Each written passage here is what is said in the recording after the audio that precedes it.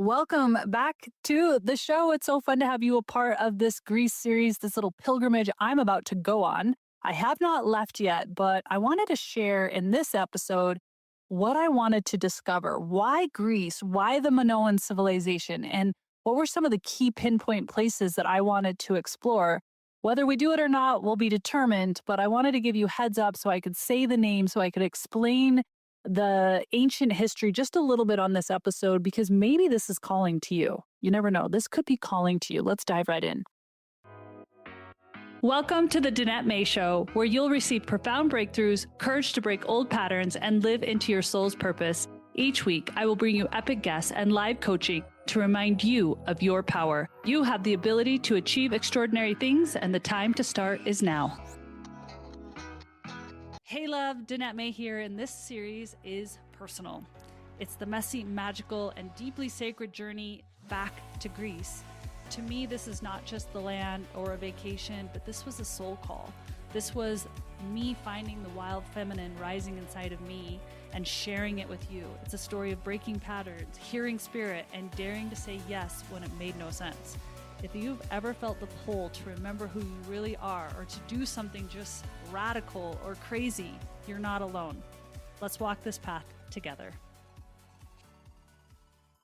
This is your sign to stop settling and start living the life you were truly meant for. The premium coaching program called Lotus Rising is designed for women ready to step fully into their power, emotionally, spiritually, and financially.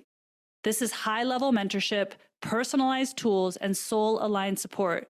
You'll finally break through the patterns that have been holding you back. You will finally claim your power to learn patterns that actually give you energy. And if you are ready for this and you're ready to rise into your highest self, I encourage you to apply. You can click the link in the show notes. We'd love to have you a part of this group. Your transformation starts here.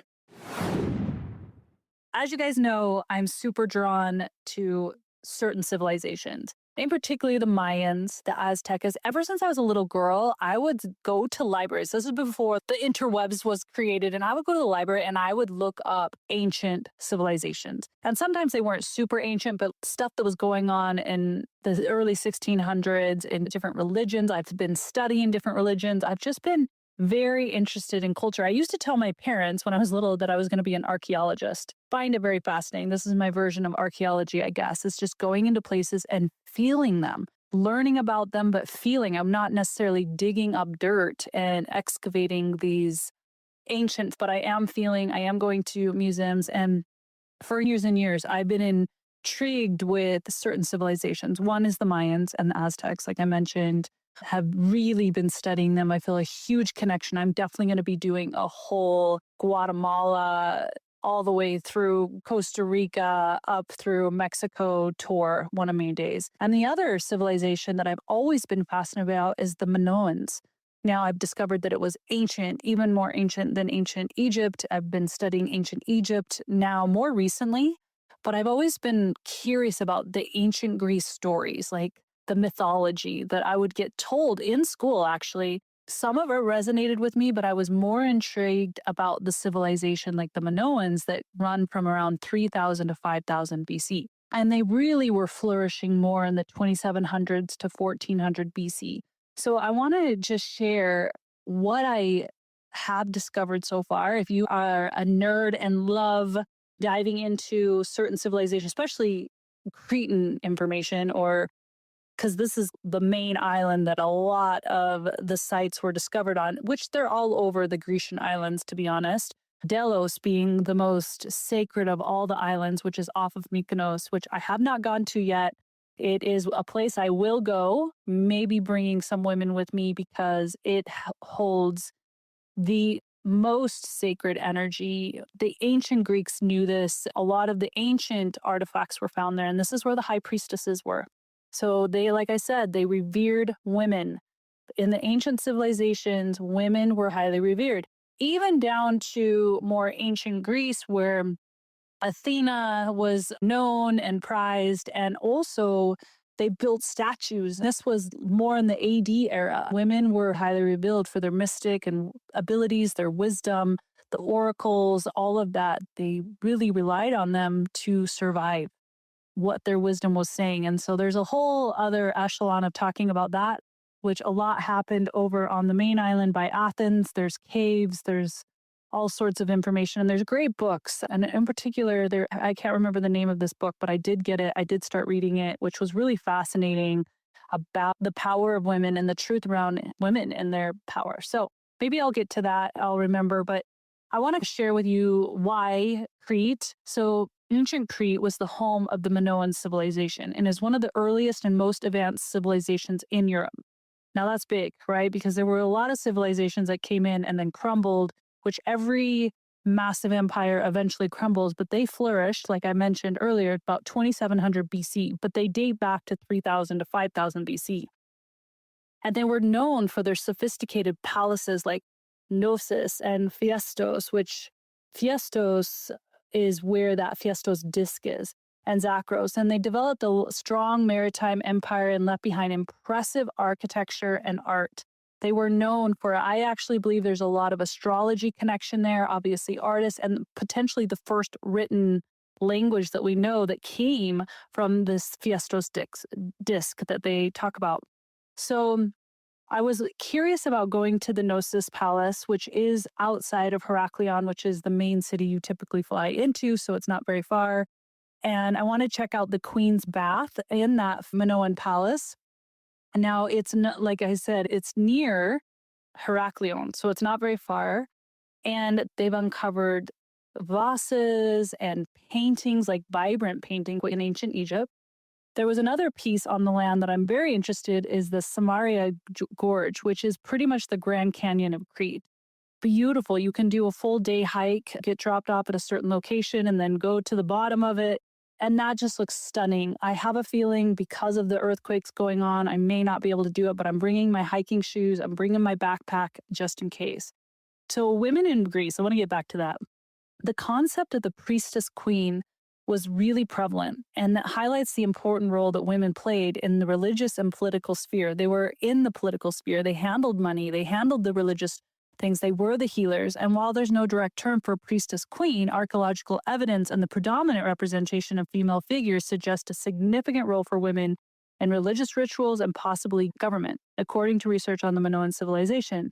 So they were centered around the mother goddess. They literally would call this. There's so many artifacts in the museum, which is in Heraklion, which I highly recommend going to, which I might get to, I'm not sure. But the mother goddess and various associated goddesses, suggesting a strong role for women in religious practices and rituals. The prominence of female figures in artwork and the overall balance of power in society point to a significant role for women, according to historians. In Minoan Crete, the concept of the priestess queen highlights the important role of women. There's also several caves in Crete were associated with ancient religious practices. The Idion Andron is a notable example, believed to have housed priests and priestesses during the winter months. The Dictyon cave is another sacred site associated with the legendary birthplace of Zeus, which is down by Hania. Dictyon cave, they say, was where Zeus was born and raised, and the Euphoric Mysteries. And then this cave. When I heard about this cave, I knew I had to go. But you need government permission. I don't know why they shoved it down, but I also heard that this particular cave they found the most ancient Egyptian artifacts inside this cave than anywhere else on Crete. They're in the museum now, but it's called the Alethea Cave, and it was dedicated to the goddess of childbirth.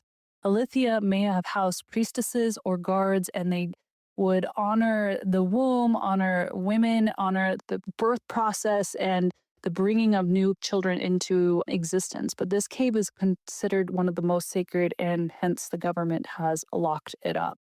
So I'm going to read a little bit more about this cave. It says it's known as the Cave of the Fairies.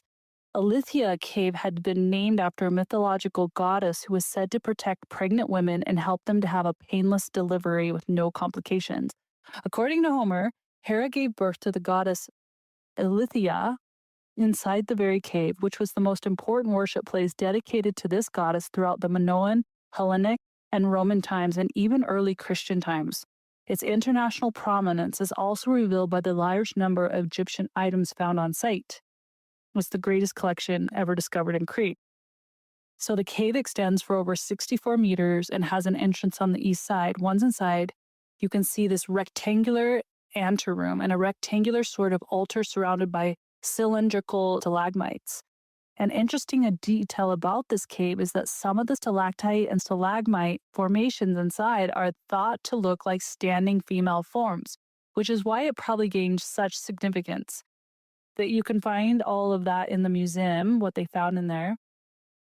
I heard about this place too, which is Lissos, and it's known where the priestesses went.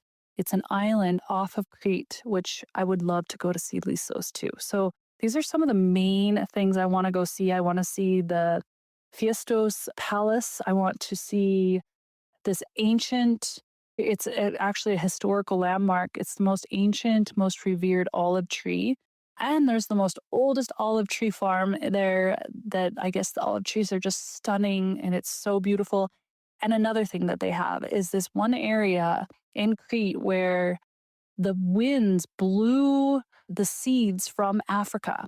So the plant life that you see along the Nile River, those seeds blew to this particular section on Crete. Along the river, it looks just like the Nile because you'll see the most rare vegetation that you'll never see anywhere else on Crete that mimics what is in Africa. So they know that the seeds blew there from Africa and created this very unique vegetation and ecosystem right on Crete, and it goes right into this beautiful beach. So this river feeds into the ocean, and that is calling me as well. So we'll see what we get into, but I wanted to give you a little backdrop to why Crete, what I'm interested in, and maybe it's sparking you too. But really, I'm finding pieces of myself, the remembrance of power, the remembrance of not trying to claim myself or be something because I already am, because it's already written in history, and finding those fragments and those elements and feeling them. And yeah, just going on an adventure within myself and externally. Sending all my love. I'll see you on the next episode. This one was a quickie, but I just wanted to give you a little backdrop on what I'm doing, what I'm looking at, and the information I've found.